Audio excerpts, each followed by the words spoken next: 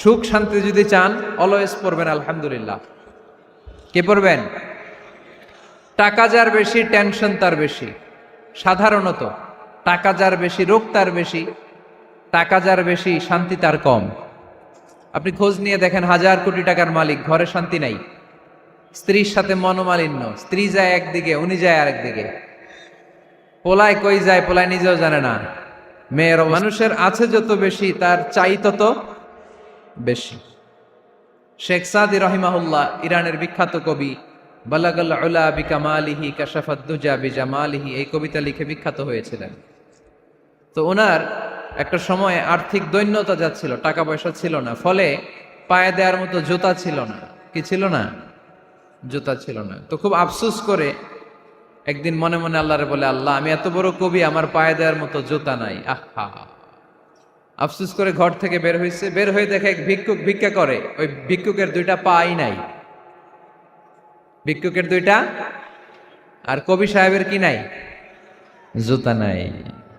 কবি সাহেব যখন এই দৃশ্য দেখছে, হায় রে আমার তো পা আছে, এর তো পাই নাই, সেজদায় পড়ে গেল আর আল্লাহরে বলে, আল্লাহ শুকর আলহামদুলিল্লাহ, বেশ ভালো আছি, আর কিছু লাগবে না। এজন্য শান্তি হচ্ছে শুকর আলহামদুলিল্লাহর ভিতরে।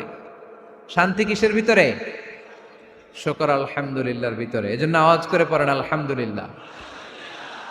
আপনার চাহিদার কোনোদিন শেষ হবে না। দেখবেন যার পা নাই সে পা দেখে আফসোস করে, ইস লোকটা হেঁটে যায়, কি সুন্দর যায়, আমি তো হাঁটতে পারি না, যদি হাঁটতে পারতাম, যদি 2টা পা থাকতো। যার পা আছে সে সাইকেলওয়ালাদেরকে দেখে আফসোস করে, ইস আমার যদি একটা সাইকেল থাকতো তাহলে তার হাঁটা লাগতো না, সাইকেল দিয়ে বাজারে যেতাম। যার সাইকেল আছে সে আবার হুন্ডাওয়ালাদেরকে দেখে আফসোস করে, ইস একটা হুন্ডা যদি থাকতো তাহলে তো ভোঁ ভোঁ করা যাইতো না। হুন্ডাওয়ালার আফসোস আছে প্রাইভেট কারওয়ালাদের দেখে, তারা আফসোস করে, ইস আমার যদি একটা কার থাকতো তাহলে তো কার চালাইতে পারতাম।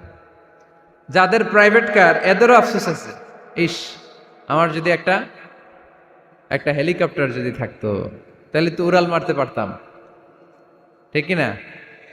হেলিকপ্টারওয়ালাদেরও আফসোস আছে, আমার যদি একটা জেট প্লেন থাকতো, jet plane, private jet plane, prince Walid bin তালালের মতো 70% মেড অফ গোল্ড, তার একটা জেট প্লেন আছে, এটার 70% স্বর্ণ দিয়ে বানানো। তার মানে চাওয়ার কোনো শেষ আছে? নাই। সুখ শান্তি যদি চান অলওয়েজ পড়বেন আলহামদুলিল্লাহ। কে পড়বেন? টাকা যার বেশি টেনশন তার বেশি। সাধারণত টাকা যার বেশি রোগ তার বেশি, টাকা যার বেশি শান্তি তার কম।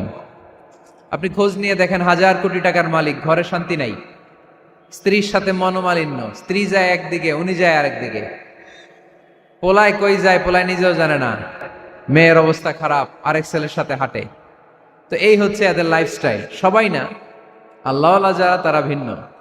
রাতে এদের ঘুম হয় না, অনেকগুলো ঘুমের ট্যাবলেট খেয়ে ঘুমাতে হয়, ঘুম আসে না, ঘুম আসে না। কিন্তু রিক্সাওয়ালা, কুলিওয়ালা, দিনমজুর, এদের রোগ বালাই আছে? কথা বলেন। খাওয়ার সমস্যা আছে, ঘুমের সমস্যা আছে, শুইলেই ঘুম আসে, যেখানে রাইত ওইখানেই কাইত। ঘুমাইতে দেরি, নাক ডাকতে দেরি হয় না, ওর নাকের ডাকের আওয়াজে ট্রাকের ইঞ্জিনও ফেল। শান্তির ঘুম। এই জন্য সবসময় শান্তি খুঁজতে হবে। কি খুঁজবো? শান্তি দেওয়ার মালিক কে? আল্লাহ তুমি এই দেশটাকে শান্তিময় করো। আসুন আমরা সরাসরি কোরআন থেকে শুনি, কারণ কোরআন থেকে শুনলে বরকত বেশি না কম? আরো জোরে বলেন, বেশি না কম? এটা এমন একটা কিতাব যে কিতাবে কোনো ভুল নাই। আছে? সন্দেহ আছে? সংশয় আছে? মুত্তাকিনদের জন্য এই বইটারে হেদায়েতের কিতাব করে নাজিল করলো কে? যালিকাল কিতাবু লা রাইবা ফি হুদাল লিল মুত্তাকিন। This is the book, the most authentic and original book in the world, whereof there is no doubt in it and a guidance to those who are muttaqin. এটা এমন বই যে বইয়ে কোনো ভুল নাই, কোনো সন্দেহ নাই, কোনো সংশয় নাই। মুত্তাকিনদের জন্য এই বইটারে হেদায়েতের কিতাব করে পাঠালো কে? আবার আল্লাহ বলেন, কিতাবুন আনজালনাহু ইলাইকা লিতুখরিজান নাসা মিনাজ যুলুমাতি ইলান নূর। নবী হে, এই কিতাবকে আমি নাজিল করেছি অন্ধকারচ্ছন্ন মানুষগুলোকে আলোর পথ দেখাতে, বামপন্থী গুলারে ডানপন্থী বানাতে, জাহান্নামী গুলারে জান্নাতি বানাতে। এই কিতাব যদি কেউ পড়ে সে মানুষের মতো মানুষ হয়। ওই মানুষ কখনো অন্যায় করে না। এই কিতাব যে পড়ে এবং মানে, এই কিতাবের শিক্ষাকে যে নিজের মধ্যে ধারণ করে, সে কখনো মিথ্যা বলে না, মা বাবার সাথে বেয়াদবি করে না। ওই আলোকিত মানুষটা কখনো টেন্ডারবাজি করে না, চাঁদাবাজি করে না, দুর্নীতিতে চ্যাম্পিয়ন হয় না, ক্যাসিনো ব্যবসায় নামে না। এই কোরআন যারা বুকে ধারণ করে এরা কোনোদিন পেঁয়াজের দাম বাড়ায় না। জোরে বলেন ঠিক কিনা? এরা কখনো তাদের কোনো কাজে জনমানুষের ক্ষতি করে না। এরা সব সময় কল্যাণের পক্ষে, এরা মানবতার পক্ষে। এরাই হচ্ছে আলোকিত মানুষ, ঠিক কিনা? মানুষ হওয়া পৃথিবীতে বড় কঠিন। খালি চোখে যা দেখেন এগুলো মানুষ না, এগুলো জনসংখ্যা। এগুলো কি? এজন্য বলা হয় বাড়ছে জনসংখ্যা, কমছে মানুষ। বাড়তেছে কি, কমতেছে কি? মানুষ। গরুর পেট থেকে বেরোলেই ওটা গরু হয়ে যায়, ছাগলের পেট থেকে বেরোলেই ওইটা ছাগল হয়ে যায়, মুরগির পেট থেকে বেরোলেই ওইটা মুরগি। কিন্তু মানুষের পেট থেকে বেরোলেই ওটা মানুষ হয় না, ওইটার মানুষ বানাইতে হয়, তাই না? আবার গরুকে কেউ কোনোদিন বলে না এই তুই গরুর মতো গরু হ, বলে? শরীয়তপুরে আপনারাও বলেন না? ছাগলরে কেউ কোনোদিন বলছে এই তুই ছাগলের মতো ছাগল হ। কিন্তু মানুষকে বলা হয় তুমি মানুষের মতো মানুষ হও। কোরআন পড়লে মানুষের মতো মানুষ হওয়া যায়, ঠিক কিনা? এই দুনিয়া এখন তো আর সেই দুনিয়া নাই, মানুষ নামের মানুষ আছে দুনিয়া বোঝায়, সেই মানুষের ভিড়ে আমার আসল মানুষ নাই, ঠিক কিনা?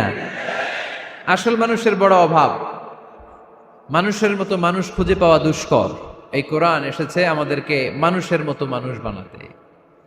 এজন্য এই কোরআন থেকে শুনলে লাভ না লস। কোরআনের সাথে আমাদের সম্পর্ক বাড়াতে হবে, প্রতিদিন কোরআন তেলাওয়াত করতে হবে। আপনারা করেন? হ্যাঁ, আজকে করছেন কারা কারা দেখি? মাশাআল্লাহ, মাশাআল্লাহ, হাত নামান। প্রতিদিন যেন আমরা পড়ি, আর যারা এখনো শিখতে পারি নাই তারা যেন শিখে নেই। কোরআন পড়া যেমনি সওয়াবের, কোরআন শোনাও তেমনি সওয়াবের, ঠিক কিনা? কোরআন শুনলে রহমত নাজিল করে কে? ওয়াইদা কুরিআল কুরআনু ফাসতামিউ লাহু ওয়া আনসিতু লাআল্লাকুম তুরহামুন। যখন কোরআনের তেলাওয়াত করা হয় মনোযোগ দিয়ে শোনো, তোমাদের উপর রহমত নাজিল করবে কে? এজন্য কোরআন পড়া, কোরআন শোনা সবটাই জরুরি। আমরা যেন কোরআনের সাথে আরো বেশি সম্পর্ক গাঢ় করতে পারি, কোরআনকে যেন আমরা আমাদের বন্ধু বানাতে পারি। আল্লাহ তুমি তৌফিক দাও। আর জোরে পড়েন আমিন। আজকে আমরা সূরাতু আর রহমান থেকে কথা শুনবো ইনশাআল্লাহ। পড়েন। এই সূরাটা মুখস্থ আছে কার কার? ও, অনেকেরই তো মুখস্থ, হাত নামান। এই সূরাটা যদি মুখস্থ নাও থাকে, এই সূরার মধ্যে এমন একটা আয়াত আছে এইটা সবার মুখস্থ, ঠিক কিনা? ফাবিআইয়ি আলা রাব্বিকুমা তুকাযযিবান। আমার কোন নেয়ামতকে তোমরা অস্বীকার করবে? এই আয়াতটা সবার মুখস্থ আছে না নাই? মজার ব্যাপার হলো এই আয়াতটা আল্লাহ তাআলা এই সূরার ভেতরে একবার, দুইবার, 5 বার, 10 বার নয়, 31 বার উল্লেখ করেছেন। কয়বার? 10 বার বললেও তো হইতো, 20 বার বললেও তো হতো, 31 বার বললেন কেন? তার মানে এটা জরুরি, এটার সিগনিফিক্যান্স, তাৎপর্য অনেক বেশি। যেই জিনিস যত গুরুত্বপূর্ণ এটা বারবার বলতে হয়, ঠিক কিনা? এজন্য আল্লাহ তাআলা বারবার বলেছেন, বারবার আমাদেরকে সচেতন করেছেন। ফাবিআইয়ি আলাই রাব্বিকুমা তুকাযযিবান। আল্লাহ বলেছেন, এই মানব জাতি আর জিন জাতি, আমার কোন নিয়ামতকে তুই অস্বীকার করবি বল? কোন নিয়ামতকে অস্বীকার করবেন বলেন? আল্লাহর কোন নিয়ামতকে অস্বীকার করার কোন সুযোগ আছে? ওয়া ইন তাউদ্দু নি'মাতাল্লাহি লা তুহসুহা ইন্নাল ইনসানা লাযালুমুন কাফার। যদি আমার নিয়ামতগুলো গুনতে শুরু করে দাও, গুনতে গুনতে তোমার জীবন শেষ হয়ে যাবে। হায়াত ফুরিয়ে যাবে, আমি আল্লাহর নেয়ামত গুণে কশিন কালেও তোমরা শেষ করতে পারবে। সাগরের জল যদি কালি হয়ে যায়, গাছের পাতা যদি খাতা হয়ে যায়, সাগরের জল নামক কালি দিয়ে গাছের পাতা নামক খাতার উপরে যদি আল্লাহর প্রশংসা লিখতে শুরু করে দেন, আল্লাহ বলে গাছের পাতাও ফুরিয়ে যাবে, সাগরের জলও ফুরিয়ে যাবে, কিন্তু আমার প্রশংসা করে তোমরা শেষ করতে পারবে না। এজন্য আল্লাহর প্রশংসা করতে হবে বেশি বেশি নাকি কম কম? কম কম না বেশি বেশি? ফাবিআইয়ি আলাኢ রাব্বিকুমা তুকাযযিবান, আমার কোন নেয়ামতকে তোরা অস্বীকার করবি বল। O mankind and jinnkind, which of my mercy and blessings you want to deny? আমার কোন নেয়ামতকে অস্বীকার করবি? অস্বীকার করার সুযোগ আছে? নাই। আল্লাহর হাবিব সাল্লাল্লাহু আলাইহি ওয়াসাল্লাম এই সূরাটাকে বড্ড পছন্দ করতেন। সাহাবাদেরকে একবার তিনি এই সূরাটা তেলাওয়াত করে শোনালেন। সাহাবারা চুপচাপ, ঠিক যেমন এখন আপনারা চুপচাপ। আল্লাহর হাবিব বললেন, ও সাহাবারা, তোমরা তো এই সূরা শুনে চুপ করে বসে আছো, কিন্তু তায়েফের ময়দানে জিনদের কাছে এই সূরাটা আমি তেলাওয়াত করেছিলাম, তারা কিন্তু চুপচাপ বসে থাকে নাই। যতবার আমি ফাবিআইয়ি আলাኢ রাব্বিকুমা তুকাযযিবান পড়েছি, এই আয়াতের বিপরীতে তারা উত্তর দিয়েছে, কারণ এই আয়াতটা একটা প্রশ্ন। It's a question from your lord to mankind and jinnkind. এটা আল্লাহর পক্ষ থেকে মানব জাতি এবং জিন জাতির কাছে রেখে দেওয়া একটা প্রশ্ন। ফাবিআইয়ি আলাኢ রাব্বিকুমা তুকাযযিবান, আমার কোন নেয়ামতকে অস্বীকার করবি তুই? আল্লাহর কোন নেয়ামত অস্বীকার করার কোনো ক্ষমতা আমাদের আছে? নাই, অসম্ভব। এজন্য এটা একটা প্রশ্ন। আল্লাহর হাবিব বললেন, ও আমার প্রাণের সাহাবারা, তোমাদের সামনে যখন সূরা আর রহমান তেলাওয়াত করলাম তোমরা চুপচাপ, কিন্তু তায়েফের ময়দানে যখন জিনদের কাছে তেলাওয়াত করেছি তখন তারা চুপচাপ থাকে নাই। যতবার আমি ফাবিআইয়ি আলাኢ রাব্বিকুমা তুকাযযিবান তেলাওয়াত করেছি, প্রত্যেকটা আয়াত শেষে এই প্রশ্নের উত্তর তারা দিয়েছে। সুবহানাল্লাহ পড়েন। যতবার এই আয়াতটা পড়েছি প্রত্যেকবার এই আয়াত শেষে তারা প্রশ্নের উত্তর দিয়েছে। তারা প্রত্যেকবার বলেছে, লা বিশাইইম মিন নিআমিকা রাব্বানা নুকাযযিবু ফালাকাল হামদু। আল্লাহ, তোমার কোনো নেয়ামত অস্বীকার করার কোনো সুযোগ নাই, সব প্রশংসার মালিক তুমি। আবার যখন এই আয়াতটা আমি পড়েছি আবার উত্তর দিয়েছে, আবার আমি পড়েছি আবার উত্তর দিয়েছে। এরকম একবার নয়, দুইবার নয়, 5 বার নয়, 10 বার নয়, 31 বার এই আয়াতটা তেলাওয়াতের পর পর জিনেরা এই আয়াতের উত্তর আমার সামনে দিয়েছে। সুবহানাল্লাহ পড়ো। লা বিশাইইম মিন নিআমিকা রাব্বানা নুকাযযিবু ফালাকাল হামদু। We cannot deny any of your mercy and blessings. All praises to you. All praises to you. সব ক্ষমতার মালিক একজন, চিল্লায় বলতে হবে, তিনি কে? তিনি হচ্ছেন আল্লাহ। সূরাতু আর রহমান, সূরার নাম কি? আরো জোরে বলেন। কোরআনের 55 নম্বর সূরা এটা। কত নাম্বার? আয়াত আছে 78টা। কয়টা? সূরাটা মাক্কি সূরা। কি সূরা? এবার প্রশ্ন করে উত্তর দেন। এই সূরাটা কোরআনের কততম সূরা? 55। আয়াত কয়টা? 78টা। মাক্কি না মাদানী? মাশাআল্লাহ, এই তো আপনারা উত্তর করতে পেরেছেন। এই সূরাটার একটা চমৎকার নাম আছে। বাইহাকী শরীফে আল্লাহর হাবিব সাল্লাল্লাহু আলাইহি ওয়াসাল্লাম ইরশাদ করেন, ইন্না লিকুল্লি শাইইন আরুস ওয়া আরুসুল কুরআনি সূরাতু আর রহমান। আল্লাহর হাবিব বললেন, সবার জন্য একজন নববধূ আছে, কোরআনেরও একটা নববধূ আছে। কোরআনের নববধূর নাম হচ্ছে সূরা আর রহমান। আওয়াজ করে সুবহানাল্লাহ বলতে পারলেন না? নববধূ বুঝেন তো? হ্যাঁ, নতুন বউ। নববধূ মানে কি? আল্লাহর হাবিব বললেন, ইন্না লিকুল্লি শাইইন আরুস ওয়া আরুসুল কুরআনি সূরাতু আর রহমান। সবার জন্য একটা নববধূ আছে, কোরআনেরও একটা নববধূ আছে। কোরআনের নববধূর নাম সূরা আর রহমান। নববধূ যেমনি বাসর রাতে হাতে পায়ে আলতা মেখে, বেনারসি শাড়ি পরে, লিপস্টিক দিয়ে, খোপায় ফুল দিয়ে, জুয়েলারি পরে, অর্নামেন্টস পরে, মেকআপ করে, পার্লারিং করে তার স্বামীর জন্য ওই রাতে সে নিজেকে উজাড় করে সাজায়, ঠিক কিনা? ঠিক তেমনি আল্লাহ তাআলা এই দুনিয়াতে আমাদেরকে কি কি নিয়ামত দিয়েছেন। আবার কি কি নেয়ামত জান্নাতে গেলে দিবেন তার সব কিছু বর্ণনা করে এই সূরাটাকে তিনি উজাড় করে সাজিয়েছেন। সূরাটার নাম কি? আরো জোরে বলেন, কি নাম? আর রহমান। একটা দুর্বল বর্ণনায় এসেছে, দুর্বল বর্ণনায়, যে আল্লাহ তাআলা, স্বয়ং আল্লাহ তাআলা জান্নাতে জান্নাতীদেরকে এই সূরা আর রহমানটা নিজ কণ্ঠে তেলাওয়াত করে শোনাবেন। আমরা আল্লাহর কণ্ঠের তেলাওয়াত শুনতে চাই কি চাই না? আল্লাহর তেলাওয়াত কি আমাদের মতো তেলাওয়াত? আল্লাহ দেখতে কি আমাদের মতো? লাইসা কামিসলিহি শাই, তার মতো কেউ নাই। তার মতো কেউ আছে? তার মতো কেউ নাই। তিনি তার মতো। তিনি কার মতো? তিনি তার মতো। লাইসা কামিসলিহি শাই।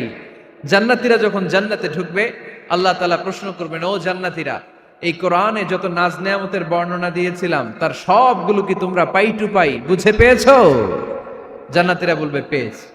হঠাৎ এক জান্নাতি হাত তুলে বলবে, আল্লাহ একটা জিনিস তো পাই নাই। সবাই বলে পাইছি, তুমি পাও নাই। কি পাও নাই? কয় আমনেরই তো পাই নাই। সুবহানাল্লাহ পড়বেন না? আপনাকেই তো পাই নাই। সব দেখলাম, সব খাইলাম, সব দেখলাম, কিন্তু আপনারা তো দেখলাম না। আল্লাহ তাআলা তখন বিশাল জান্নাতের এক কনফারেন্স রুমে সবাইকে বসিয়ে আল্লাহর দিদার মানুষকে দেখাবেন। আল্লাহ তাআলা তার গোপন সৌন্দর্যকে সেদিন জান্নাতীদের সামনে প্রকাশ করে দিবেন। আল্লাহর হাবিব বসবেন ওই কনফারেন্স রুমে সবার সামনে। আল্লাহর হাবিবের পেছনে বসবে অন্যান্য নবীরা, তারপরে সোহাদা, সালেহীন, আউলিয়া সবাই বসবে। ওই জান্নাতের কনফারেন্স রুমে আমরাও যেন বসার জায়গায় পাই, আল্লাহ তুমি তৌফিক দিয়ে দিও। আল্লাহ তাআলা অনেকগুলো নূরের পর্দার পেছন থেকে নূরের ঝলকানি মারবেন। ওই ঝলকানি এক মুহূর্তের জন্য দিবেন। এক মুহূর্ত। কয় মুহূর্ত? 70,000 নূরের পর্দার কথা বলা হয়। এই বর্ণনাটাও দুর্বল। পর্দা আছে কিন্তু কয় হাজার জানে কে? আল্লাহ তাআলা নিজের কাছে রেখে দিলেন। আর এক টুকরা দয়া আর ভালোবাসা আল্লাহ তাআলা গোটা বিশ্বের সবার মাঝে ভাগ করে দিলেন। আমরা সবাই মিলে পাইছি কয় টুকরা ভালোবাসা? উনি রেখে দিয়েছেন কয় টুকরা? ওই এক টুকরার কিছু অংশ আমিও তো পাইছি, তাই না? আপনি পেয়েছেন, আমরা সবাই পেয়েছি। গোটা বিশ্বের সবাই, আদম আলাইহিস সালাম থেকে শুরু করে কিয়ামত পর্যন্ত যারা আসবে, এসেছিল এবং এখন আছে, সবাই মিলে কয় টুকরা? ওনার কাছে কয় টুকরা? কিন্তু এই এক টুকরা যে আমরা সবাই ভাগে যোগে পাইলাম, আমাদের ভালোবাসার নমুনা দেখছেন? একজন আর একজনের ভালোবেসে বলে আত্মহত্যা করে ফেলে, আছে না নাই? আছে না? আহা, সালমান শাহ মারা গেছে, এই দেশের কয়েকটা মেয়ে গলায় রশি দিয়ে আত্মহত্যা করছে, শুনছেন? আহা, অমুক সেলিব্রিটির কি হয়েছে, ছাদ থেকে লাফ দিয়ে পরে মাথা ফাটায় ফেলছে। ভালোবাসা আছে না নাই? যারে ভালোবাসে তার নাম আবার ছেলেরা হাতের মধ্যে কেটে কেটে লেখে। শরীয়তপুরে এগুলো নাই আলহামদুলিল্লাহ। হ্যাঁ, প্লাস দিয়ে লেখে, প্লাস। ধরেন আব্দুল্লাহ প্লাস শামিমা, তো এ প্লাস এস, রক্ত দিয়ে লেখে, রক্ত। আমি অবাক হই। নিডেল, সুই, সুই দিয়ে কেটে কেটে লেখে আব্দুল্লাহর এ প্লাস শামিমার এস। কি ভালোবাসা! এক ভাগ ভালোবাসার ছিটে ফোটা সবাই মিলে পাইছে। এইটা ঠেলা যদি এরকম হয়, তাহলে যিনি 99 ভাগ ভালোবাসা রেখে দিয়েছে তার ভালোবাসা বেশি না কম? দেখেন, ছোট্ট বাচ্চাটা রাতে খেতে চায় না, মা যদি বলে খাও, বলে না, খাবো না। আব্বু অফিস থেকে আসুক, আব্বুর কোলে বসে বসে আব্বু আর আমি একসাথে খাবো। এই ছোট্ট বাচ্চাটা কিছু বোঝে না, কিন্তু তারপরও তার বাবার জন্য ভালোবাসা তার হৃদয়ে ঢুকাই দিছে কে? আপনাদের এলাকায় মুরগি পালেন না আপনারা? মুরগি যখন বাচ্চা নিয়ে হাঁটে, দেখবেন মুরগি ছানা ধরা যায় না। ধরতে গেলে মা মুরগিটা কি করে? কামড় দিতে আসে। এই ছোট্ট বাচ্চাগুলোর জন্য মা মুরগিটার হৃদয়ের ভিতরে ভালোবাসা ঢুকাই দিল কে? আহা, আমি পত্রিকাতে এমনও দেখেছি, বন্যায় এক মা পানি খেতে খেতে খেতে খেতে খেতে খেতে মরে গিয়েছে, কিন্তু শিশুটাকে একটা বালতির মধ্যে চাপিয়ে মাথায় তুলে ধরে রেখেছে। মা পানি খেতে খেতে নিজের জীবনকে বিলিয়ে দিয়েছে, কিন্তু বাচ্চাটা মরে নাই। বাচ্চার জন্য কি ভালোবাসা! এই ছোট্ট বাচ্চার জন্য মায়ের হৃদয়ে জান স্যাক্রিফাইসের মতো এই ভালোবাসা ঢুকাই দিল কে? আমাদের প্রতিদিনই ভালোবাসা। সকালে ভালোবাসা, বিকালে ভালোবাসা, সন্ধ্যায় ভালোবাসা, শীতকালে ভালোবাসা, গ্রীষ্মকালে ভালোবাসা। আমাদের ইসলামে শুধু ভালোবাসাবাসি, ঠিক কিনা? রসুল আমার ভালোবাসা, রসুল আমার আলো আশা, রসুল আমার প্রেম বিরহের মূল আলোচনা, রসুল আমার কাজে কর্মের অনুপ্রেরণা। চিল্লায় পড়েন আল্লাহু আকবার। আমাদের ভালোবাসার কোনো কমতি আছে? 24 ঘন্টা আমাদের ভালোবাসা আছে না নাই? 365 দিন আমাদের ভালোবাসা আছে না নাই? এই জন্য আলাদা করে আমাদের কোনো দিন লাগে না, বিশ্ব ভালোবাসা দিবস দরকার হয় না। যারা মাকে দেখতে পারে না, বাবারে দেখতে পারে না, এরা একদিনের জন্য মা বাবাকে উইশ করতে যায়, আর নাম দিছে বিশ্ব মা দিবস, বিশ্ব বাবা দিবস। কিছুদিন আগে দেখলাম বিশ্ব ডিম দিবস। কি দিবস?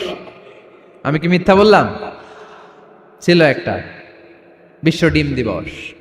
কিছুদিন পরে বানাবে বিশ্ব বাঁশ দিবস, যে যারে বাঁশ দিতে পারে। এরপর একটা বানাইছে শুনলাম বিশ্ব চিন্তা দিবস। তো এটা কি দিবস? কয় এই দিন আমরা সবাই মিলে চিন্তা করি যে আসলে আমাদের কি চিন্তা করা দরকার, আছে না নাই? তো এই যে ওরা বিশ্ব মা দিবস, international mother day, international father day, মা দিবস, বাবা দিবস বছরে একবার ওল্ড হোমে রেখে আসে, বৃদ্ধাশ্রমে। যেহেতু সারা বছর বৃদ্ধাশ্রমে, বছরে একদিনও যদি মারে স্মরণ না করি কেমন হয়? তো একদিন ওই মা দিবসে মারে একটা কার্ড দিয়ে উইশ করে আসে, কিছু টাকা দিয়ে আসে। ওদের তো মা বাবার প্রতি দয়া নাই, শ্রদ্ধা নাই, ভালোবাসা নাই। এজন্য ঘটা করে ওদের দিবস পালন করা লাগে। আমাদের 24 ঘন্টা 365 দিনই ভালোবাসা, তাই এই দিবস ফিবসের আমাদের দরকার নাই। চিল্লায় বলেন ঠিক কিনা? জন্মের পর থেকেই তো আমাদের ভালোবাসা, মৃত্যু পর্যন্ত ভালোবাসা, আমৃত্যু ভালোবাসা। এই জন্য বিশ্ব ভালোবাসা দিবস, এটা ইসলাম কখনো সাপোর্ট করে না। ভালোবাসার কেন্দ্রবিন্দু একজন, চিল্লায় বলতে হবে তিনি কে? 100 টুকরা করে আমাদেরকে দিয়েছেন কয় টুকরা? উনি রেখেছেন কয় টুকরা? দেখেন, এক টুকরা ঠেলায় বিশ্ব ভালোবাসা দিবস আমরা পালন করি।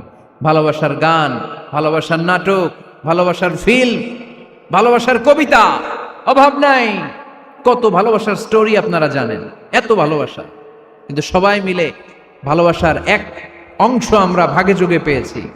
এক অংশের নমুনা যদি এমন হয়, 99 টুকরা ভালোবাসা যিনি রেখে দিয়েছেন নিজের মধ্যে, তার ভালোবাসা বেশি না কম?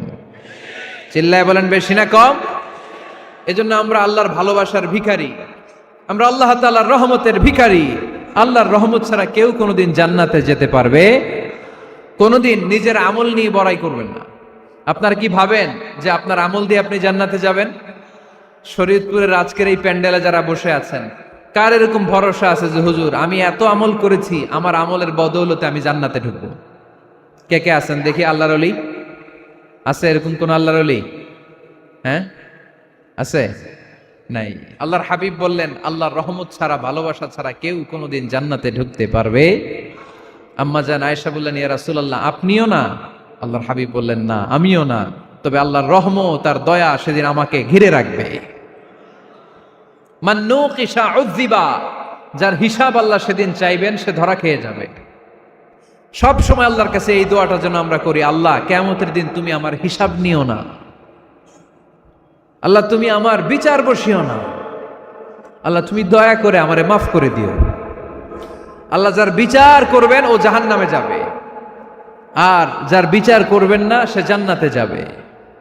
আল্লাহ যদি বিচার করে আর পাই টু পাই হিসাব নেয়, নামাজ পড়লি না কেন, রোজা রাখলি না কেন, মিথ্যা বললি কেন, খাদ্যে ভেজাল দিলি কেন, মাছে ফরমালিন দিলি কেন, যৌতুক খাইলি কেন, ঘুষ খাইলি কেন, উল্টাপাল্টা করলি কেন, জিনা করলি কেন, একটার পর একটা প্রশ্ন বানে যদি সেই ভয়ঙ্কর দিনে আল্লাহ আমাদেরকে জর্জরিত করে, আমাদের কোনো উত্তর আছে? সেদিন আমাদের বাঁচার কোনো উপায় আছে? তাই আমরা সবাই আল্লাহর কাছে দোয়া করবো, আল্লাহ কোনো বিচার টিচার মানি না, কোনো বিচার করতে পারবো না, দয়া করবা। কথা কয় না? কি করবে? এবার আওয়াজ করে বলেন, বিচার চান না দয়া চান? রোজ হাসরে হে আল্লাহ আমার করোনা বিচার, আল্লাহ করোনা বিচার। পড়েন আমিন। রোজ হাসরে আল্লাহ আমার করুণা বিচার, আল্লাহ করুণা বিচার, বিচার চাহি না তব দয়া চাহে এ গুনাহগার, আল্লাহ করুণা বিচার। পড়ে না আমিন। তিনি যদি দয়া করেন তবেই আমরা জান্নাতে যেতে পারবো, ঠিক কিনা? এজন্য আল্লাহ বললেন আর রহমানু আল্লামাল কুরআন খালাকাল ইনসান আল্লামাহুল বায়ান। আমি হলাম রহমান। কাফেররা বলে রহমানকে জানি না, রহমানকে চিনি না। আল্লাহ বলে রহমান রে চিনে নাও, আমার নাম রহমান, আমি দয়ালু, আমি মেহেরবান, ঠিক কিনা? এজন্য প্রতিদিন সূরা ফাতিহায় দ্বিতীয় আয়াতটা আমরা কি পড়ি? আর রহমান আর রাহিম, ঠিক কিনা? তিনি দয়ার সাগর, তিনি মায়ার সাগর। আমরা বললাম আল্লাহ ঠিক আছে, আমরা বুঝেছি আপনি দয়ার সাগর, আর আপনি কি করেন?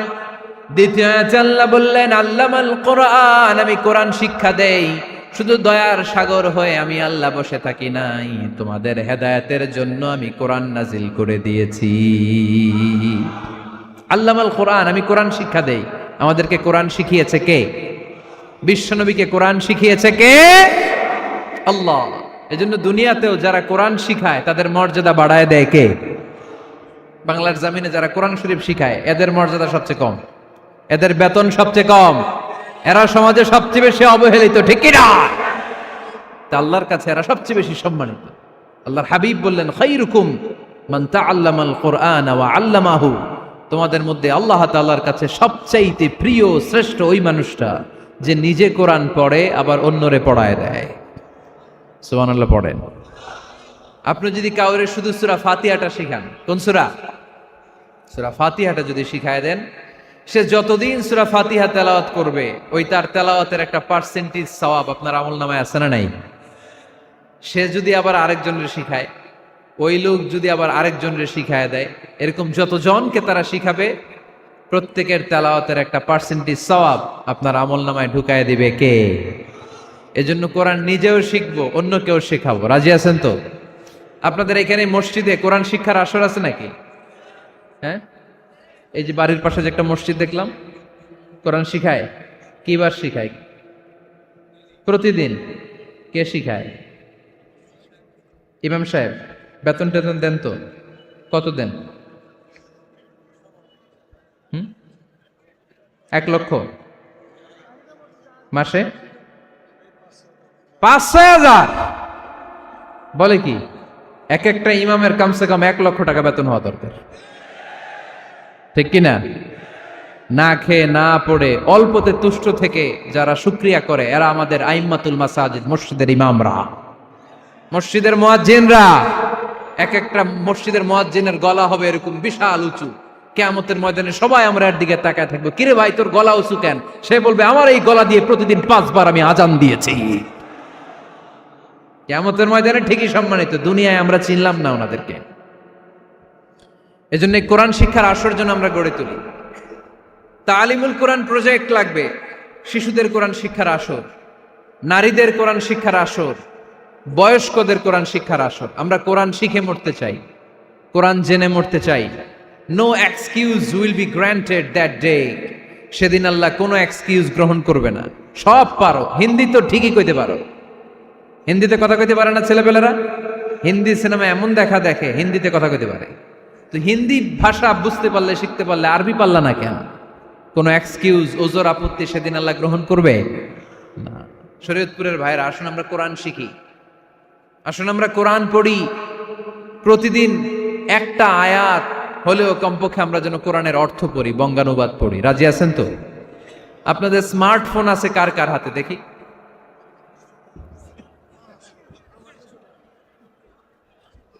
আপনারা কি অ্যানালগ? স্মার্ট আপনি? মাশাআল্লাহ। তোমরাও কি স্মার্ট? হ্যাঁ, ঠিক আছে, হাত নামাও, হাত নামান সবাই। তো এই যে স্মার্টফোন আসছে স্মার্ট বানাইতে, যেই ফোনের মধ্যে কোরআন নাই সে আনস্মার্ট, ঠিক কিনা? যার মোবাইলের ভেতরে কোরআনের অ্যাপস আছে, ডাউনলোড করে অ্যাপস রেখেছে, সেই হচ্ছে আসল smart. He is the real hero, he is the real smart. এজন্য মোবাইলের অ্যাপসের ভেতরে কোরআন ঢুকাইতে হবে। শরীয়তপুরের ছেলেরা খুব সহজ, অ্যান্ড্রয়েড সেট ইউজ করলে প্লে স্টোরে যাও, যে তুমি বাংলা কোরআন লিখে চলে আসবে। আইফোন যদি ইউজ করো অ্যাপ স্টোরে যাও, ওখানে যে বাংলা কোরআন লিখে চলে আসবে। সহজ। এত সহজ হওয়ার পরেও আল্লাহ কি বললেন আমরা যদি না শিখি, না জানি, আল্লাহ কি ক্ষমা করবে? যা বলার সব আল্লাহ বলে দিয়েছে এই কোরআন। এই কোরআনে শুরু হয়েছে বিসমিল্লাহির রহমানির রহিম দিয়ে, মানে বা দিয়ে। কি দিয়ে? চিল্লায় বলেন না, কি দিয়ে? বা দিয়ে। আর এই কোরআন শেষ হয়েছে সূরাতুন নাস দিয়ে, যে সূরার শেষ আয়াত হচ্ছে মিনাল জিন্নাতি ওয়ান নাস। বা আর সিন মিলাইলে কি হয়? বাস। এবার বাসে চড়া শরীয়তপুর শহরে যাব। ওই বাস না, এই বাস মানে যথেষ্ট, এই বাস মানে সাফিসিয়েন্ট, কাফি। আল্লাহ বুঝালেন এই 30 পারায় 114টা সূরায় আমি যা দিয়েছি এটাই বাস, যথেষ্ট। নতুন করে আর কিচ্ছু লাগবে না। চিল্লায় বলেন ঠিক কিনা? এজন্য মোবাইলে কোরআনের অ্যাপস ঢুকাইবেন। কে কে ঢুকাইবেন আজকে থেকে দেখি? আমারে দেখানোর জন্য হাত তুলছেন? দেখাতে হবে একজন রে, তিনি কে? আল্লাহরে দেখান, আল্লাহর ফেরেশতারে দেখান। এখন কই মারছে হাত? আল্লাহর ফেরেশতার কথা কইছি, আর ভয় ঢুকছে। ঢুকাবেন ঢুকাবেন। এদিকে হাত তোলো না কেন? আছে? মাশাআল্লাহ, হাত নামান। আল্লাহ তুমি সব ভাইদেরকে কবুল করো। আমরা যেন মোবাইলে হিন্দি সিরিয়াল না দেখি, আমরা যেন ড্যান্স না দেখি, উলঙ্গ নৃত্য যেন না দেখি। আমরা যেন এই মোবাইলে কোরআন পড়ি। আমরা কান দিয়ে যা শুনবো তাতে যেন সওয়াব হয়। আমরা চোখ দিয়ে যা দেখবো তাতে যেন সওয়াব হয়। ঠিক কিনা? যেন কানে শুনি সদা তোমার কালাম, হে খোদা চোখে যেন দেখি শুধু কোরআনের আয়াত। শোনো আমার মুনাজাত, শোনো শোনো ইয়া ইলাহি আমার মুনাজাত, শোনো আমার মুনাজাত। পড়েন আমিন। তাহলে আমরা যে কিতাবটারে সঙ্গী বানাবো, কিতাবটার নাম সবাই বলেন। আমরা যে কিতাবটারে বন্ধু বানাবো, এই কিতাবটার নাম, এটা আল্লাহর কিতাব। এই কিতাব সংরক্ষণের দায়িত্ব নিয়েছে কে? এই কিতাবকে কেউ ধ্বংস করতে পারবে? এই কিতাবের পিছু লেগে কেউ সুবিধা করতে পারবে? এই কিতাবের তাফসির কেউ বন্ধ করতে পারবে না, অসম্ভব। করণের কথা ছড়িয়ে পড়বে যুগ থেকে যুগ, যুগান্তরে, দেশ থেকে দেশ, দেশান্তরে। ঠিক কি না? এটা এমন কিতাব, এই কিতাবের পিছু লেগে লাভ নাই। এই কিতাবের বাণী ছড়িয়ে পড়বে গোটা বিশ্বময়। অনেকে অনেক ষড়যন্ত্র করেছে এই কিতাবকে ধ্বংস করে দেওয়ার জন্য। আমাদের এই খোদ ভারতবর্ষে ষড়যন্ত্র হয়েছিল। ব্রিটিশরা যখন চলে গিয়েছিল, ওরা প্ল্যান করেছিল এই কিতাবকে কি করে আমাদের থেকে ডিটাচ করা যায়, কেমন করে আলাদা করা যায়। এর একটা কমিটি করে দিয়েছে, আপনারা গবেষণা করে দেখেন এই ভারতবর্ষ থেকে কেমন করে কোরআন দূর করা যায়। তারা বুদ্ধি করে বলল, এক কাজ করি, কারণ তাদের কোরআনের কপিগুলো মসজিদ থেকে বের করে আমরা আগুন দিয়ে জ্বালাই দিব, তাইলেই কোরআন শেষ। কোরআনের কপি যদি আগুন দিয়ে জ্বালায় দেওয়া হয় তাহলে তো পৃথিবীতে কোরআন থাকবে না, না থাকবে? যদি আগুন লেগে ধ্বংস হয়ে যায়, ধ্বংস হয়ে যায়, যদি আগুন লেগে যায়, পুড়ে যায় পৃথিবীর সব বইয়ের দোকান, বিশ্ব থেকে হারাবে না পবিত্র কোরআন, বিশ্ব থেকে হারাবে না পবিত্র কোরআন। ঠিক কি না? পরে দেখলো না রিসার্চে গন্ডগোল আছে, অ্যানালাইসিস ভুল। আবার নতুন কমিটি পাঠালো তারা ইংল্যান্ড থেকে, 33 সদস্য বিশিষ্ট কমিটি। তারা এসে গবেষণা করে দেখলো না, এই কোরআন আগুনে জ্বালাই দিলে কোরআন দূর হবে না। কারণ আমরা ভারতবর্ষের হেফজখানাগুলোতে যে দেখেছি, ছোট্ট বাচ্চারা মাথা দুলিয়ে দুলিয়ে কোরআন পড়ে। কোরআন তারা শুধু কাগজেই লিখে রাখে না, সিনার ভিতরে গেঁথে রাখে।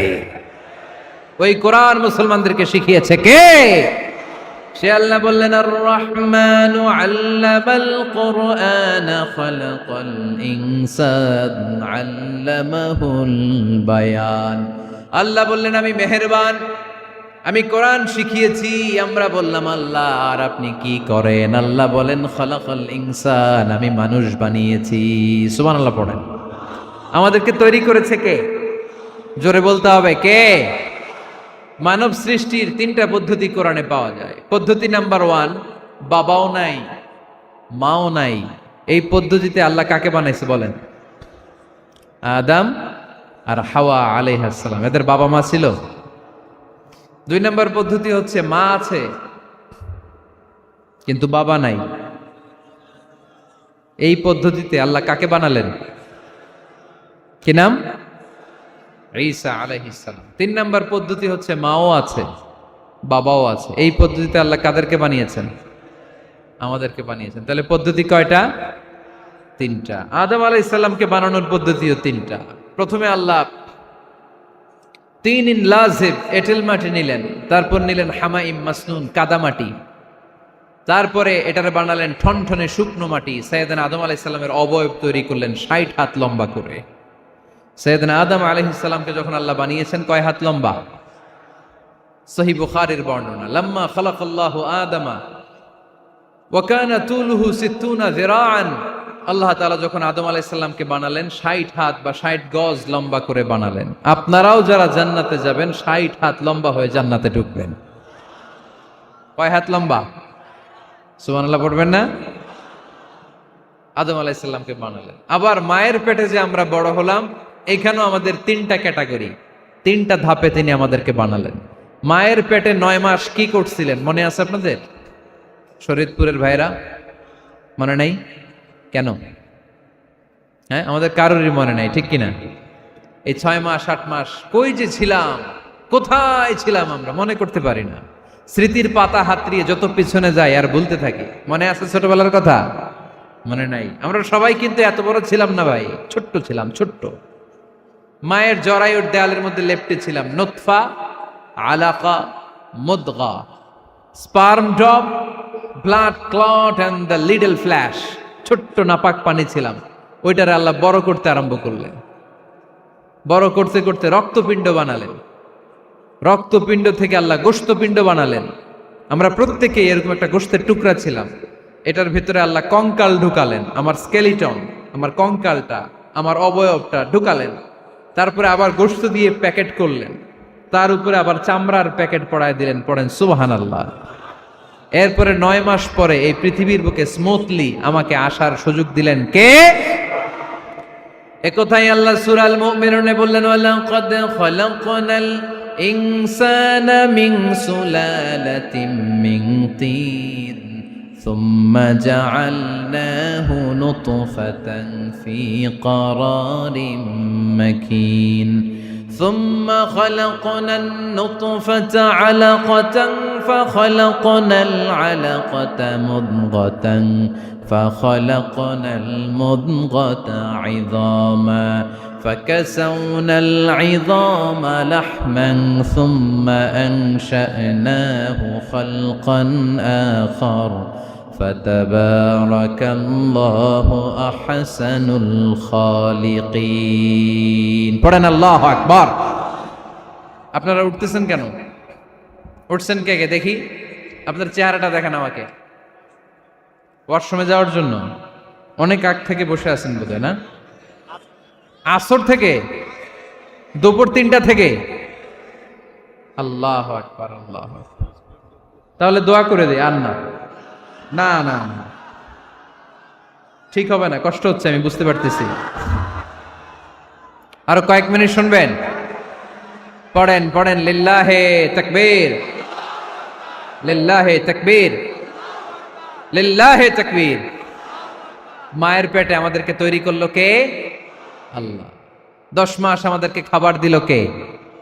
অক্সিজেন দিল কে? দেখেন, দুনিয়ার কেউ কিন্তু আমার খোঁজ নিতে পারে নাই। ভিতরে যে পারছে, ওই গোপন জায়গায় একজন আমার রিজিক দিত। তিনি কে? আমার নাভির সাথে আমার মায়ের জরায়ুর একটা কানেকশন ছিল। ওই একটা লাইন দিয়ে আমাদের সবাইকে আল্লাহ খাবারের ব্যবস্থা করেছেন। পানির ব্যবস্থা করেছেন, বাতাসের ব্যবস্থা করেছেন। দুনিয়ায় আসার সাথে সাথে দুনিয়ার মানুষরা ওই খাবারের লাইনটা কেটে দেয়, ঠিক কিনা? শরীয়তপুরে বোধে রেখে দেয়, কি করে? কেটাপ।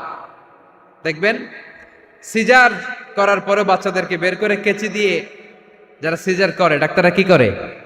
কেটে দেয়। বাচ্চার পা ধরে মাথাটা নিচু করে নিতম্বের মধ্যে থাপ্পড় মারে কয়েকটা, তারপরে বাচ্চা ওয়া ওয়া করে কেঁদে ওঠে, ঠিক কিনা?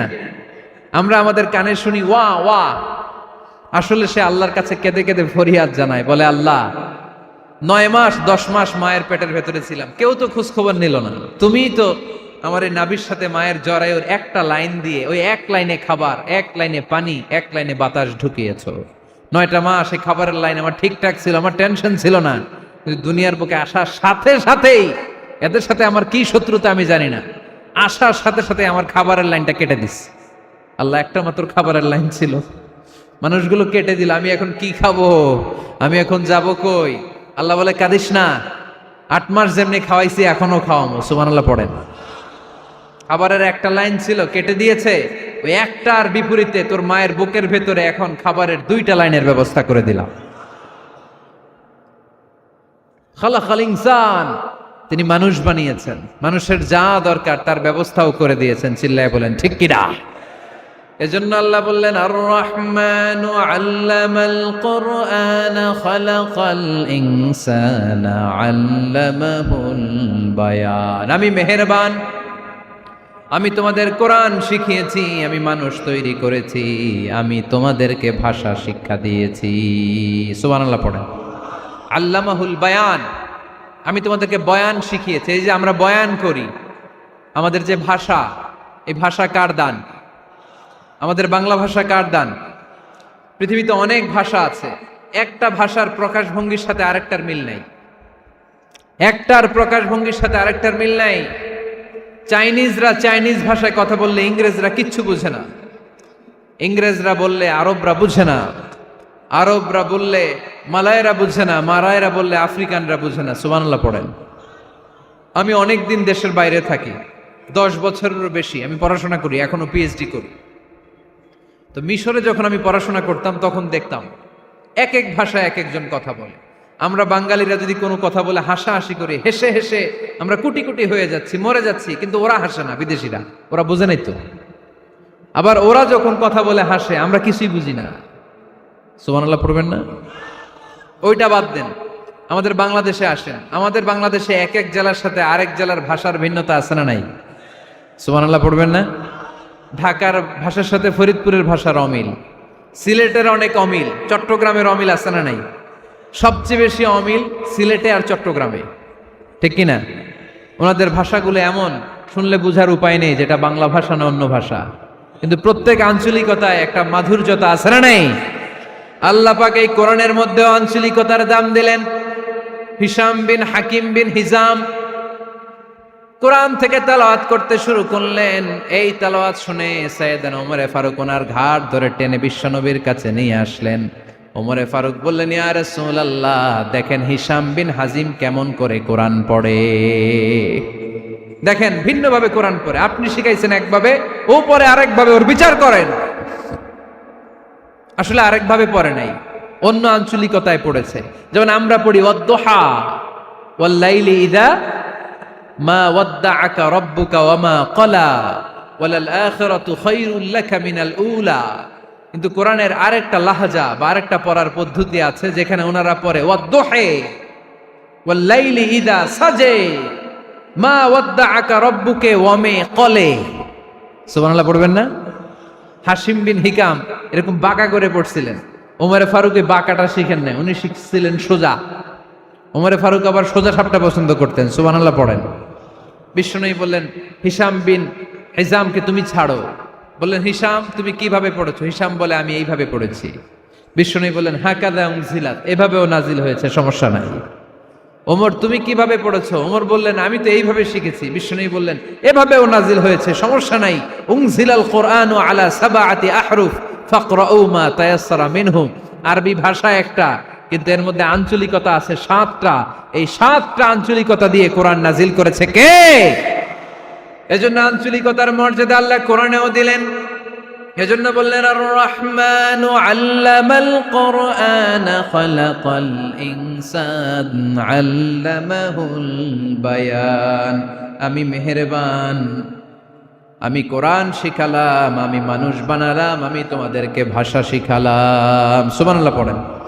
এরপর আল্লাহ বললেন আশ-শামসু ওয়াল কামারু বিহুসবান ওয়ান নাজমু ওয়াশ-শাজারু ইয়াসজুদান। সুবহানাল্লাহ। আশ-শামসু ওয়াল কামারু বিহুসবান, চাঁদ আর সূর্য আমি তৈরি করেছি তোমাদের হিসাবের জন্য। হিসাব আছে না নাই? কতদিন এক বছর আপনাদের শরীয়তপুরে?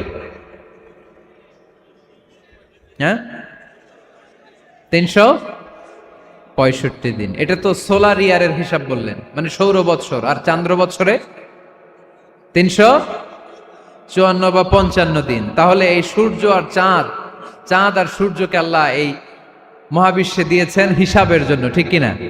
আল্লাহর হাবিব বললেন সুমু লিরুইয়াতিহি ওয়া আফতিরু লিরুইয়াতিহি। চাঁদ দেখে রোজা রাখো, আবার চাঁদ দেখে রোজা ভাঙো। আমরা রমজান শুরু করি কি দেখে? জোরে বলেন। ঈদ শুরু করি কি দেখে? চাঁদের পালকি চড়ে আসলো সবার ঘরে, চাঁদের পালকি চড়ে আসলো সবার ঘরে, আসলো খুশির ঈদ, বলো ঈদ মুবারক, ঈদ মুবারক, ঈদ মুবারক ঈদ। সবাই পড়েন, বলো ঈদ মুবারক, ঈদ মুবারক, ঈদ মুবারক ঈদ। সুবহানাল্লাহ পড়েন। আশ-শামসু ওয়াল কামারু বিহুসবান, সূর্য চন্দ্রের গায়ে লাগে না, চন্দ্র সূর্যের গায়ে লাগে না। কোনোদিন কি দেখেছেন সূর্য আর চন্দ্র ধাক্কা লাগছে? দিনের ভেতরে রাত ঢুকে গেছে, রাতের ভিতরে দিন ঢুকে গেছে, এরকম কি কখনো হয়েছে? সব কিছু একজনের আইন মানে, চিল্লায় বলতে হবে তিনি কে? এরপরে আল্লাহ বললেন ওয়ান নাজমু ওয়াশ-শাজারু ইয়াসজুদান, আকাশের তারকারাজি আর বৃক্ষমালা একজনকে সিজদা করে, তিনি কে? আকাশের তারাগুলো আল্লাহরে সিজদা করে, কিন্তু আমরা আল্লাহরে সিজদা করতে চাই না। গাছগুলো আল্লাহর জিকির করে, কিন্তু আমরা জিকির করতে চাই না, ঠিক কি না? অস্ট্রেলিয়ার সিডনি শহরে একটা জঙ্গল আছে, ওই জঙ্গলে একটা গাছ আছে, গাছ, ওই গাছটা টু দ্য ডাইরেকশন অফ কেবলা, কেবলামুখী হয়ে মানুষের মতো রুকু করে আছে একটা গাছ। সুবহানাল্লাহ কইতে বললেন না? ক্যালেন্ডারে দেখা যায়, পত্রিকায় দেখা যায়, গাছ রুকু করে আছে।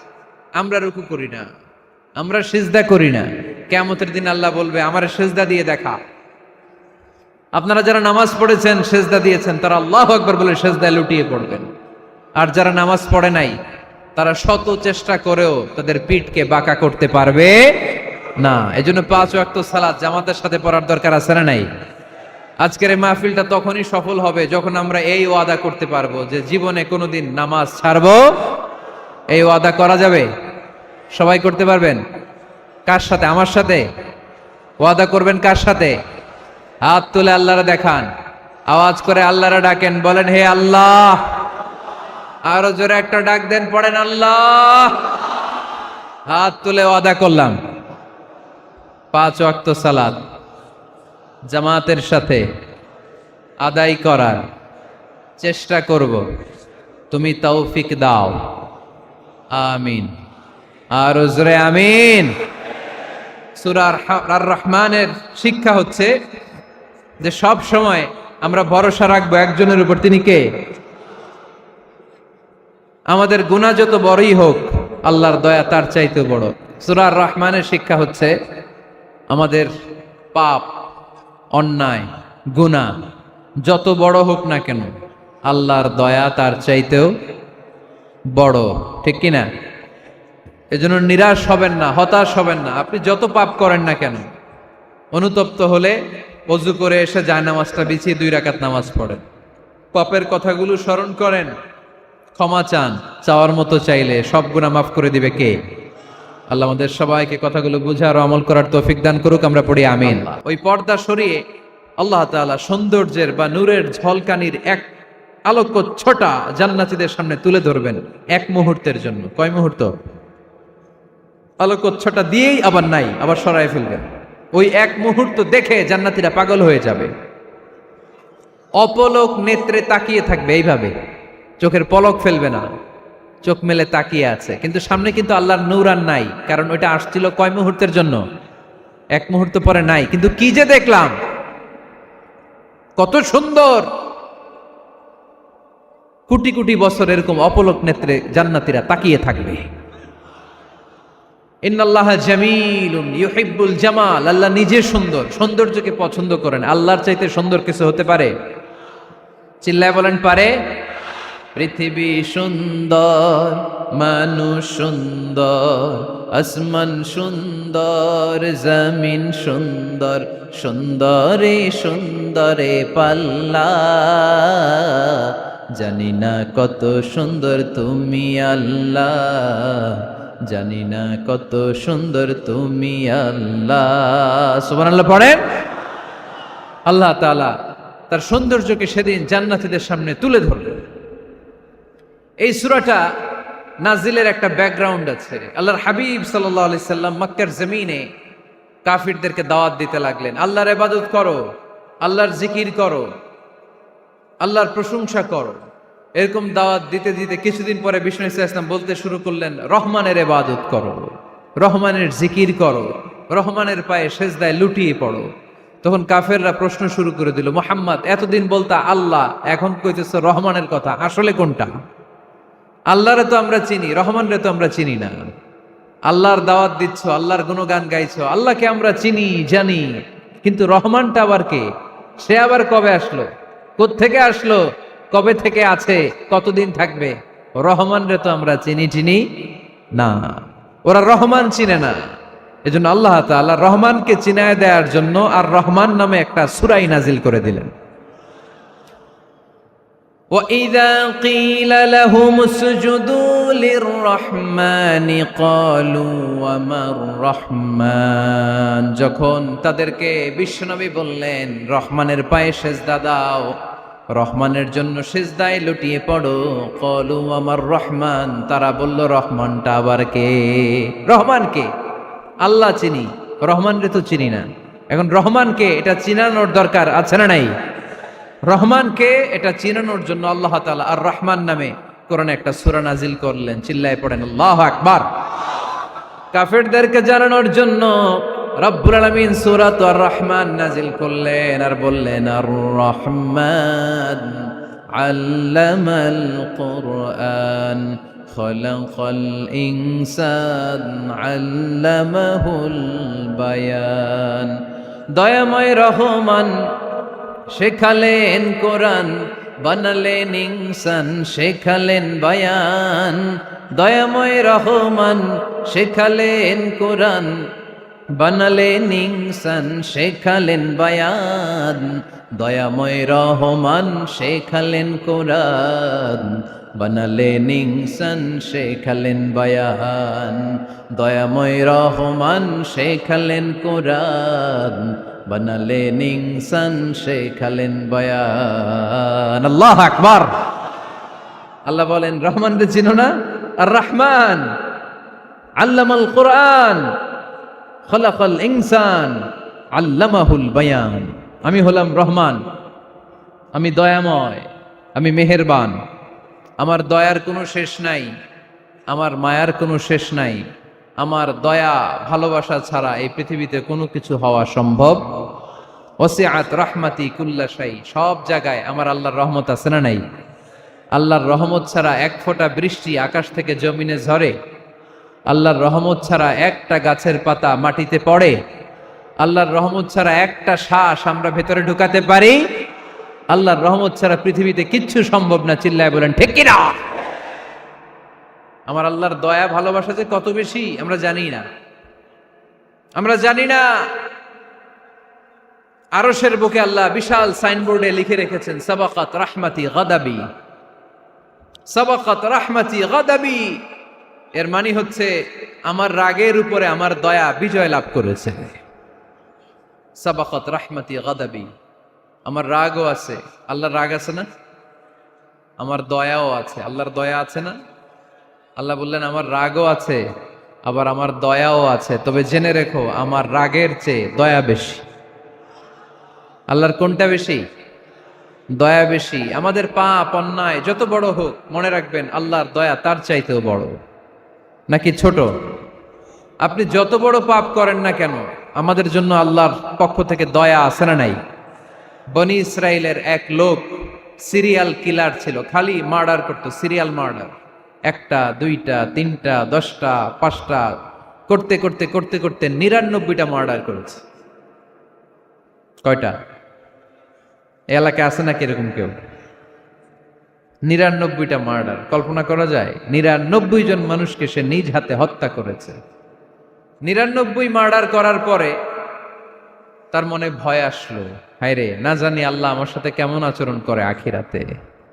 আমার তওবা আছে কিনা কপালে জানি না, আমার তো ক্ষমা নাই, কি করব আমি? তো সে লোকজনদেরকে জিজ্ঞেস করলো, আমার ক্ষমা আছে কিনা, এটা কে বলতে পারবে? আমাকে আল্লাহ মাফ করবে কিনা?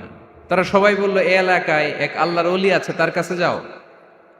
সে আল্লাহর ওলির কাছে যেয়ে বলে, ও আল্লাহর ওলি, আমি 99টা হত্যা করেছি, 99টা মার্ডার, আমার কপালে ক্ষমা আছে কিনা তুমি একটু বলো। আল্লাহর ওলি কই, কি বললা? 99টা মার্ডার? হায় হায় সর্বনাশ, তোর কোনো ক্ষমা নাই। এবার যে মার্ডার করছো কয়, আমার যেহেতু ক্ষমা নাই, তোরে বাঁচায় রেখে লাভ কি, তোরেও দিলাম শেষ করে। এবার সেঞ্চুরি করে ফেলাইছে। কথা বুঝতেছেন? আমার যেহেতু ক্ষমা নাই, তো তোরে বাঁচায় রেখে কি লাভ, তোরেও শেষ করে দিলাম। এবার সেঞ্চুরি। সেঞ্চুরি করার পরেও ভয় আছে না নাই অন্তরে? অন্তরে তো আল্লাহর ভয়, কই যাবে? খুঁজতে লাগলো কে সমাধান দিতে পারবে। একজন বলল, ওই এলাকায় একজন বড় আলেম আছে, ওই আলেমের কাছে যা। সে আলেমের কাছে যেয়ে বলে, আলেম, আমি 99টা হত্যা করেছি, এখন আমার বড্ড ভয় হয়, আল্লাহ আমারে মাফ করবে কিনা, তুমি একটু আমারে বলো। আলেম বলে, তোমার গুনাহ যত বড়ই হোক, আমার আল্লাহর দয়া তার চাইতেও বড়। তুমি কি পাপ করেছো, কি অন্যায় করেছো তুমি? তুমি জানো না আমার রব কত মেহেরবান, তিনি কত দয়ালু, তিনি ভালোবাসার আধার, তিনি করুণার আধার। তোমার পাপ অন্যায় যদি হয় খালের পানির সমান, বিলের পানির সমান, আমার আল্লাহর দয়া সাগরের পানির সমান।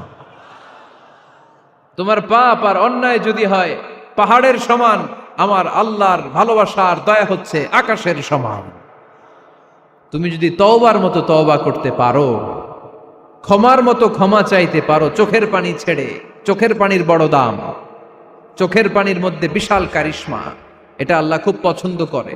2 ফোঁটা পানি আল্লাহ পছন্দ করে। এক, জেহাদের ময়দানে শহীদের গা বেয়ে ঝরে পড়া রক্তের ফোঁটা। 2 হচ্ছে অনুতপ্ত বান্দার চোখের পানির ফোঁটা। বান্দা যখন অনুতপ্ত হয়ে চোখের পানি ছেড়ে কাঁদে, তার চোখের পানি চোখ বেয়ে নাকের ডগা বেয়ে মাটিতে পড়ার আগেই ওই অনুতপ্ত বান্দার সব গুনাহ আল্লাহ মাফ করে দেয়। সে জিজ্ঞেস করলো, আমার ক্ষমা আছে কিনা? আলেম বলে, আছে, ক্ষমা আছে।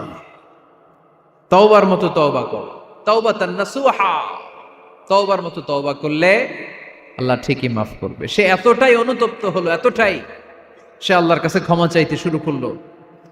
আলেম পরামর্শ দিল, তুমি যে এলাকায় থাকো এলাকাটা ভালো না, এলাকাটা ছাড়ো, এখানে সব ডাকাতদের এলাকা, তুমি একটা ভালো এলাকায় যাও, ওখানে যে তওবা করে ভালো মানুষ হয়ে যাও। সে নিয়ত করে কাপড় চোপড় গুছিয়ে ভালো এলাকায় যাবে। ঘর থেকে বেরোয়ার সাথে সাথেই মালাকুল মাউত চলে আসছে, তার রুহু কবজ করে ফেলছে। এখন রুহুকে নিয়ে যাবে। ফাজাআত মালাইকাতুর রাহমা ওয়া মালাইকাতুল আযাব, রহমতের ফেরেশতারাও আসছে, আযাবের ফেরেশতারাও আসছে। রহমতের ফেরেশতারা বলে, না না, সে তওবার নিয়ত করেছে, যদিও তওবা করতে পারে নাই, যদিও ভালো এলাকায় যেতে পারে নাই, তওবার নিয়ত করেছে, অনুতপ্ত হয়েছে, ক্ষমা চাওয়ার চিন্তা করেছে, আমরা তার রুহু নিয়ে ইল্লিনে রেখে দেব।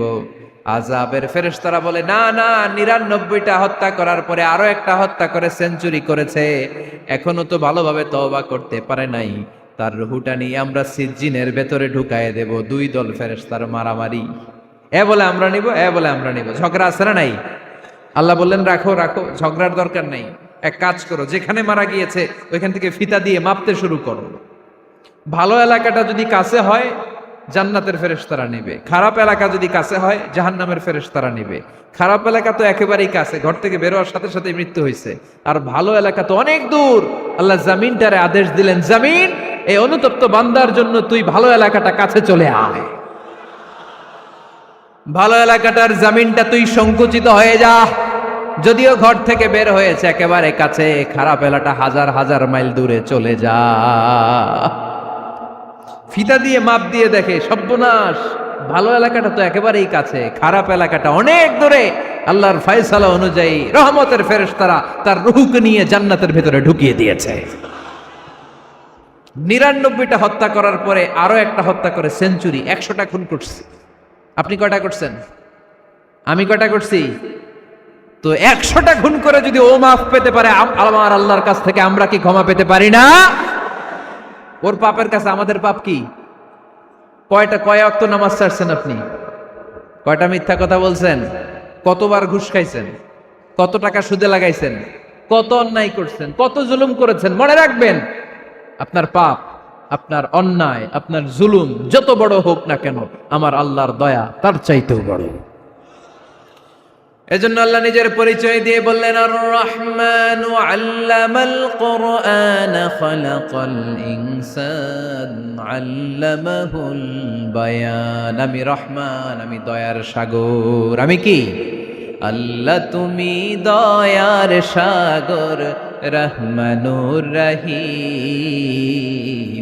তোমার দয়ায় পূর্ণ আমার সারানিশিদিন। তোমার দয়ায় পূর্ণ আমার সারানিশিদিন। আলহামদুলিল্লাহ পড়েন। তাহলে বুঝতে পারলাম আমার আল্লাহর দয়ার কোনো শেষ আছে? চিল্লায় বলতে হবে, আছে। কয়শো টুকরা? সবাই শুনতেছেন? কষ্ট হচ্ছে তো উত্তর দিচ্ছেন না যে? কত টুকরা করলেন?